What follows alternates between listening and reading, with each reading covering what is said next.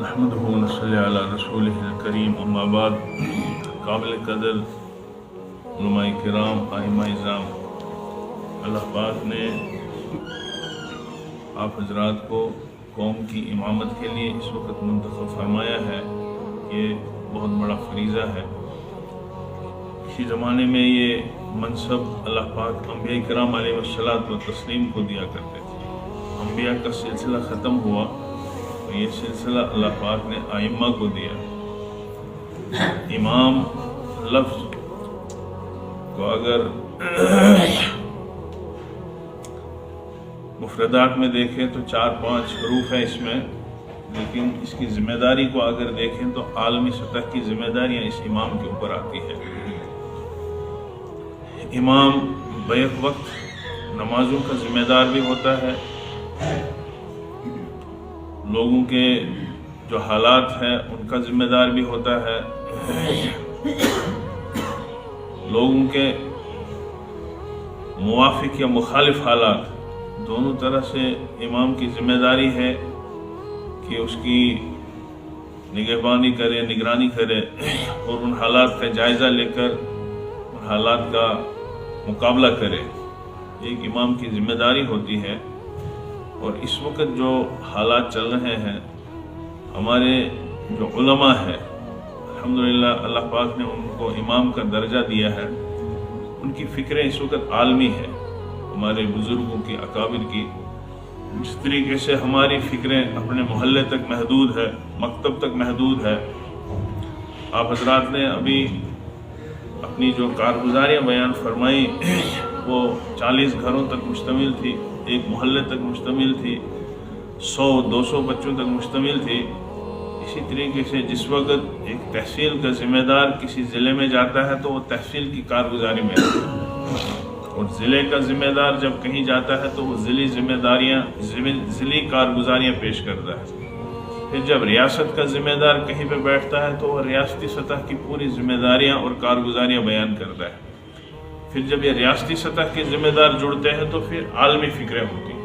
الحمدللہ ہم اس وقت لاوارث نہیں ہیں، ہمارے پیچھے وارثین کھڑے ہیں، ہمارے اکابر ہیں، اساتذہ ہیں، علماء ہیں، ذمہ داران ہیں۔ دراصل جو اس وقت ہم یہاں پر جمع ہوئے یہ ان کی فکروں کا نتیجہ ہے، ہماری اس میں کوئی دخل نہیں ہے۔ نہ ہم نے کبھی ایسا سوچا تھا کہ کسی وقت ہم ائمہ کو، علماء کو اور ذمہ داران کو تحصیل سطح پر یا ضلع سطح پر جمع کر سکیں۔ یہ عالمی سطح پر فکریں ہوئی، اس کے بعد ملکی سطح پر، اس کے بعد ریاستی سطح پر، اس کے بعد ضلعی سطح پر، اور اس وقت تحصیل سطح پر فکریں ہو رہی ہے۔ فکر کرنا یہ بھی ایک عبادت ہے، اور الحمدللہ پچھلے 1-2 گھنٹے سے آپ اور ہم کیا کہتے ہیں کہ ایک اہم ترین عبادت میں تھے۔ اللہ تعالیٰ اس عبادت کو قبول فرمائے، اور ہم عبادت کی نیت سے ہی بیٹھے ہیں۔ انسان کا کام ہے فکر کرنا، باقی انجام تک پہنچانا اور نتیجہ برآمد کرنا یہ اللہ پاک کا کام ہے۔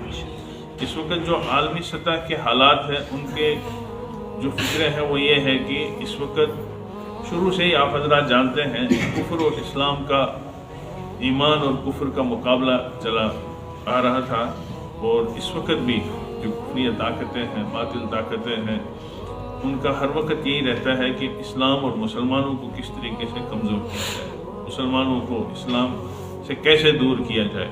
اس سلسلے میں بہت ہی منظم انداز سے اور غیر محسوس طریقے سے فکریں ہو رہی ہے، اور فکریں ہی نہیں بلکہ کام بھی ہو رہا ہے۔ ہمارے جو اکثر بچے ہیں مدارس میں نہیں ہیں، مدارس میں آنے والے بچے 20-25% ہیں، بلکہ اس سے بھی کم۔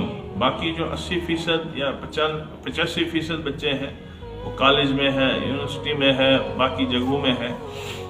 کس کے حوالے ہیں، ان کے ساتھ کیسا مربیانہ سلوک کیا جاتا ہے، ان کے اساتذہ کیسے ہیں، ان کے اساتذہ کی تعلیم اور تربیت کہاں سے ہے، کیسی ہے، اس سلسلے میں آپ سبھی حضرات جانتے ہیں کہ اس وقت ان کے اندر غیر محسوس طریقے سے اسلام کے سلسلے میں شکوک شبہات، توحید کے سلسلے میں شکوک شبہات، رسالت کے سلسلے میں شکوک شبہات ڈالے جا رہے ہیں، اور شبہات ڈالنے میں اللہ کے فضل اور کرم سے کوئی بچ جاتا ہے اور بچتا وہی ہے جس کا اوپر اللہ کا فضل ہو اور جو اپنے اکابر سے، اپنے ائمہ سے، اپنے علماء سے جڑا ہو۔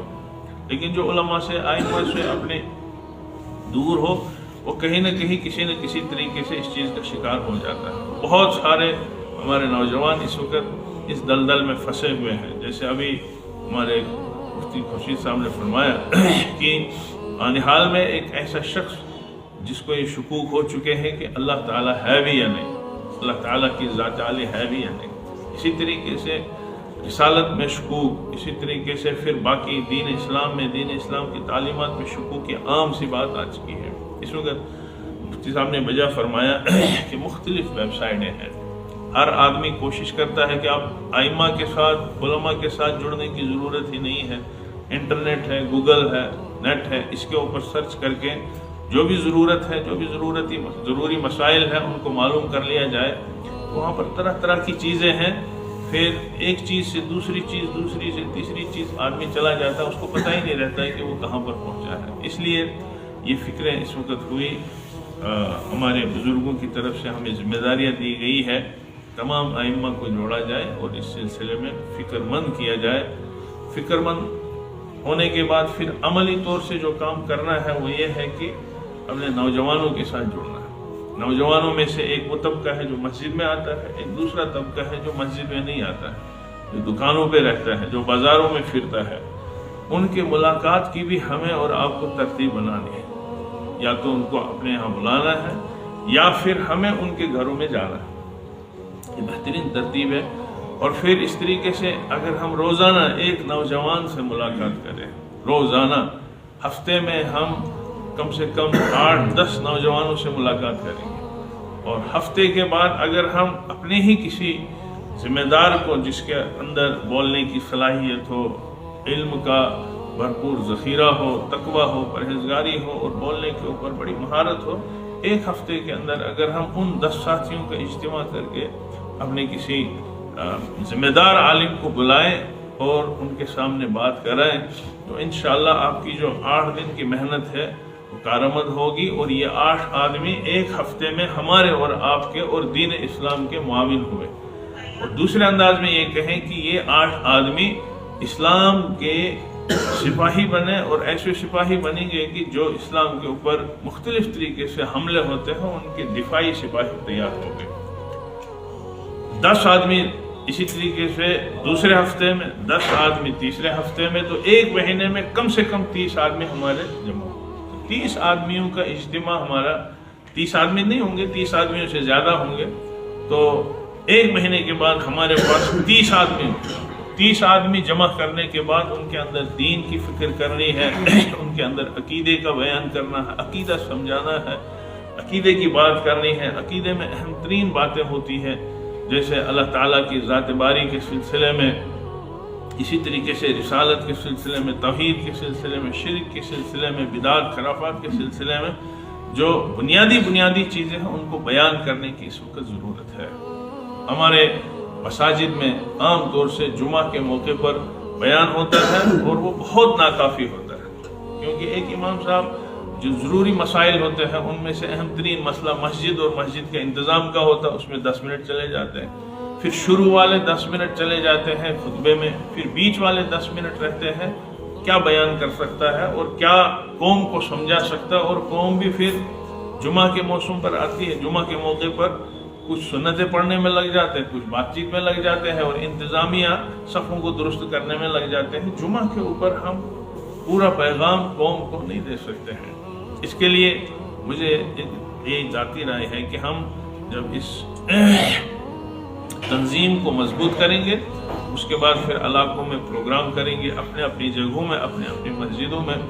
آپ جس عالم کو بھی سمجھتے ہیں کہ اس قابل ہے کہ یہ 10 آدمیوں کو، 30 آدمیوں کو تھما سکتا ہے، سمجھا سکتا ہے، ان کے سوال کو جواب دے سکتا ہے، شکوک شبہات سے باہر نکال سکتا ہے، اس کو بلائیں۔ اور اس کے بعد پھر تنظیم ائمہ کے ہی تحت اگر ہر مہینے میں 40-40، 50-50 آدمیوں کا اجتماع ہو، پھر 2 مہینے کے اندر سارے ائمہ اپنے اپنے ان 50-50 ساتھیوں کو لے کر کسی بڑے اجتماع میں کام کر سکتے ہیں، کسی بڑے اجتماع کو تشکیل دے سکتے ہیں، اور اس طریقے سے کسی اچھے عالم کو بلا کر وہاں پہ کام کر سکتے ہیں. تو یہ ہلکی سی محنت اس کی ضرورت ہے، اس لیے یہ ہمارے اکابر نے، بزرگوں نے ایک کام ہمیں اور آپ کو سپرد کیا ہے. امید ہے کہ انشاءاللہ اسی جذبے سے ہم یہاں سے جائیں اور اس کام کو کریں. اس تنظیم کی وجہ سے کوئی یہ نہ سمجھے کہ یہ ہمارے مخالف ہے، ہمارے مشن کے مخالف ہے، ہمارے کام کے مخالف ہے. ہرگز ایسا نہیں ہے. سب کو لے کر چلنے کا اس وقت موقع ہے اور سب کو ساتھ لے کر آگے جانے کا اس وقت کیا کہتے ہیں کہ وقت آ چکا ہے. یہاں پر مسلکی معاملہ نہیں ہے جیسے مفتی صاحب نے فرمایا، دوسرا معاملہ نہیں. اس وقت ایمان اور کفر کا معاملہ ہے. اس لیے امید ہے کہ انشاءاللہ الرحمن آپ حضرات، ہم سب اپنے اپنے مقام پر جا کر اس انداز سے محنت کریں گے. اس کا ماہانہ اجلاس رکھیں، ہر مہینے میں اجلاس رکھیں اور مختلف جگہوں میں رکھیں. مختلف جگہوں میں اجلاس رکھنے سے اس کے الگ الگ اثرات پڑیں گے. آپ تمام ائمہ کسی ایک جگہ، کبھی کسی دوسری جگہ، کبھی تیسری جگہ، گاؤں میں، دیہات میں، شہر میں، بڑی بڑی مسجدوں میں رہیں، وہاں پر فکریں کریں اپنے بزرگوں اور اپنے ذمہ داروں کے اس میں رہتے ہوئے. تو انشاءاللہ الرحمن بہت جلد قابو ہو سکتا ہے اور جو فتنے آ رہے ہیں ان کو بہت مضبوطی سے انشاءاللہ روکا جا سکتا ہے. اللہ تعالی ہم سب کو اس کام کو مضبوطی سے کرنے کی توفیق عطا فرمائے. وآخر دعوانا ان الحمدللہ رب العالمین. آئندہ کا اجلاس